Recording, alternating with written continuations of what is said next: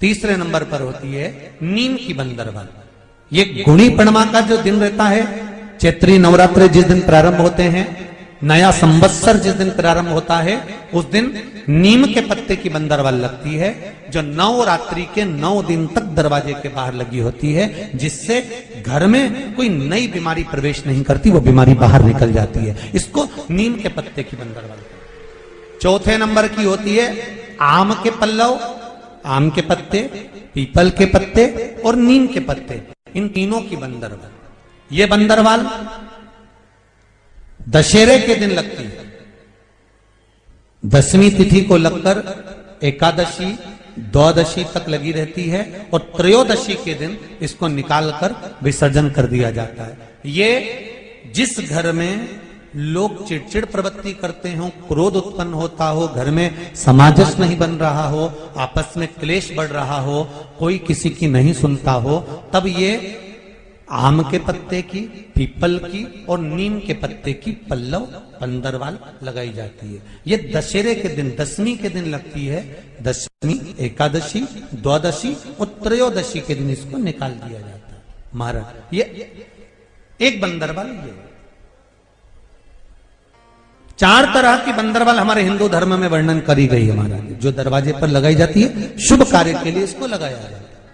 ये जो आप पहले दिन ही कलश स्थापना होती है और पहले दिन ही आपको ये ज्ञान हो जाए कि बच्चे पूछें कि कलश क्यों रखा जाता है, कलश के ऊपर आम के पत्ते क्यों लगाए जाते हैं, कलश के ऊपर नारियल क्यों रखा जाता है, कलश के ऊपर 9 बार मोली क्यों बांधी जाती है, मोली मतलब लच्छा नाड़ा 9 बार क्यों लपेटा जाता है नारियल के ऊपर, कलश के ऊपर जब रखते हैं।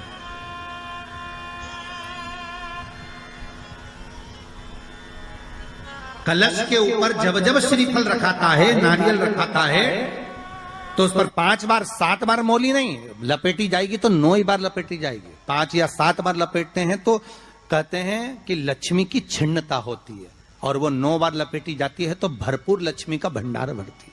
क्यों कहते हैं उसे?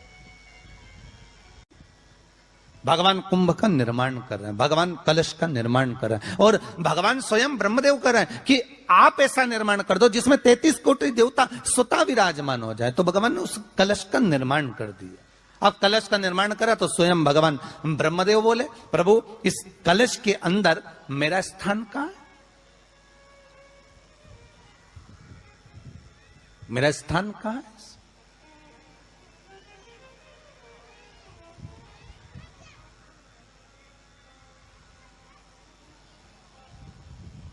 बहुत ध्यान देना महाराज, कलश का जो मुख होता है, उस मुख पर भगवान विष्णु का स्थान होता है। किसका स्थान है? भगवान विष्णु का। थोड़ा सा नीचे आओगे, जहां से कलश का मुख दबा हुआ होता है, वह जगह भगवान स्वयं शिव की होती है। किसकी जगह है? भगवान शंकर की। कलश का अग्रभाग, नीचे का भाग जहां से फैला हुआ होता है, वहां ब्रह्मा का आधिपत्य स्थापित होता है। फिर कलश का जो नीचे का भाग होता है, वो भगवान शिव और शक्ति का स्थान होता है।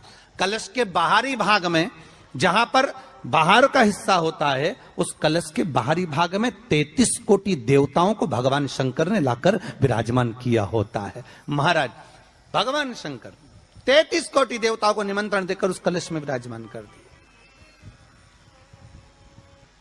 कितना सुंदर लिखा है देवी भागवत के अंदर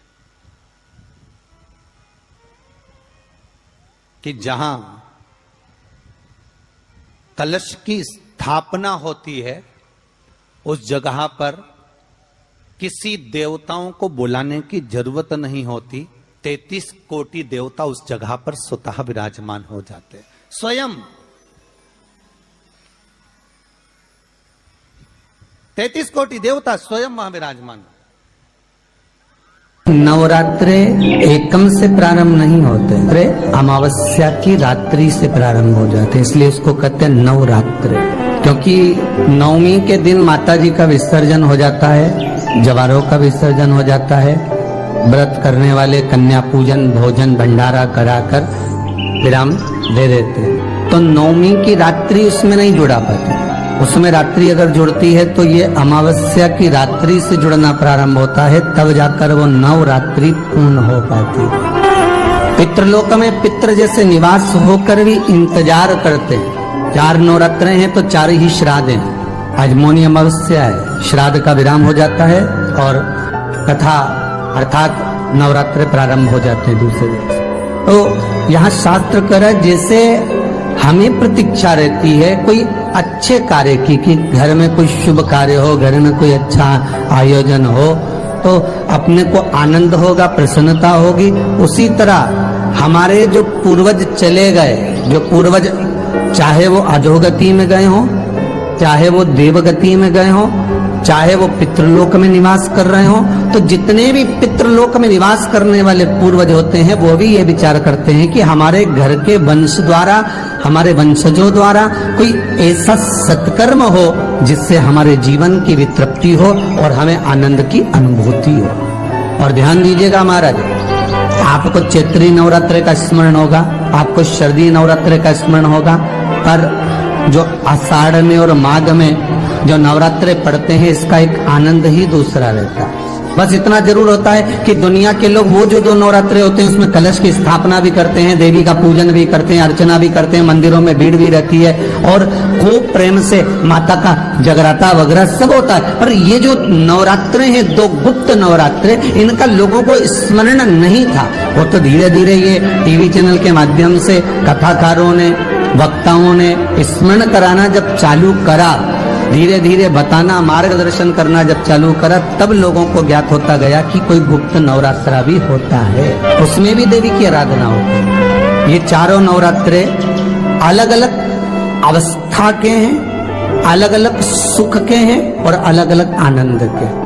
आपके घर में पितृदोष है, आपको ऐसा महसूस होता है, तो किसी भी नवरात्रि के पहले जो अमावस्या पड़ती है, जिस दिन अमावस्या रहे उस दिन चावल की कटोरी में एक कपूर का टुकड़ा रख दीजिए, छोटा सा, और कपूर का टुकड़ा रखकर उस कपूर को दरवाजे के बाहर कटोरी में ही, चावल रखी हुई कटोरी में ही उसको पितरों का स्मरण कर कर जला दीजिए।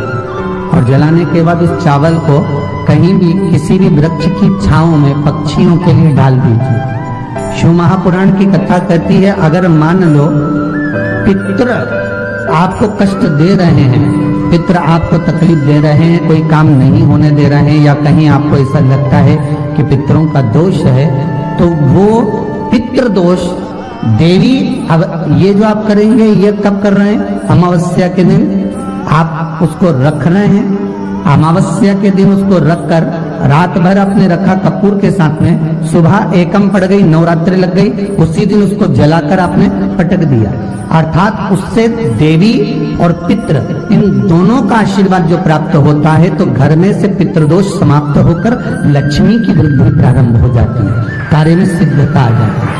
और नवरात्रि में भी देवी की आराधना का एक स्मरण का सुख है महाराज। ज्योत का विधान है, नवरात्रि में देवी की ज्योत लगती है, अखंड ज्योति लगती है, जवारे बुआए जाते हैं, कलश लगता है।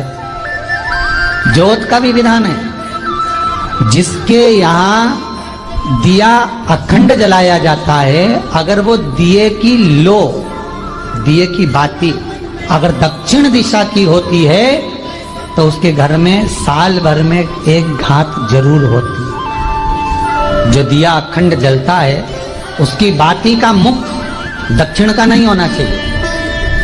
अगर आपने देवी भागवत का स्मरण करा हो, देवी भागवत को अगर सुना हो, तो देवी भागवत में स्पष्ट किया गया कि पूर्व की ओर मुख करा हुआ दिया, अर्थात पूर्व की ओर ज्योत जो जलाई जाती है वो संपदा की वृद्धि करती है।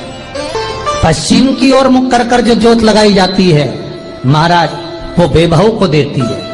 और उत्तर की ओर जो मुख कर कर ज्योत जलाई जाती है, उत्तर की ओर जो ज्योत का मुख रहता है वो आयु की वृद्धि करती है, घर में अकाल मौत को रोकती है। दक्षिण की ओर ज्योत ना लगाएं, अगर आपको लगाना है पूरब की लगाएं, पश्चिम की लगाएं या उत्तर की लगाएं।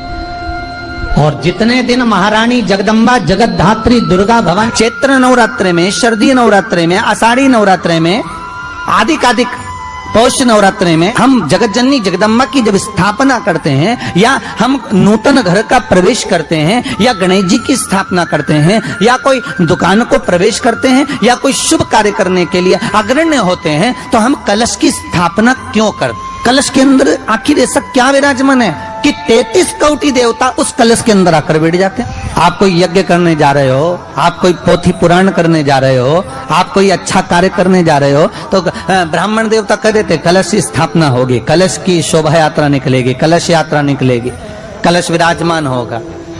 उस कुंभ की उस घड़े की महत्वता कहां से प्रकट हो गई? शिव महापुराण की कथा कहती है महाराज, भगवान ओघड़दानी शंकर स्वयं आद्य शक्ति जगदम्बा से कहते हैं कि जगदम्बा तू क्या चाहती है बोल। तो जगत जननी जगदम्बा कहती है कि जहां मैं हूं वहां शंकर है, ये आपने कह दिया, पर जहां शंकर है वहां पार्वती का होना जरूरी है। उसके लिए सिद्ध करने के लिए एक स्थान ऐसा बनाया जाए जहां पर शंकर विराजमान है और शंकर के साथ पार्वती विराजमान है। तो शिव जी ने कहा पार्वती उसके लिए मैं तुझे एक सुंदर कलश का निर्माण कर देता हूं।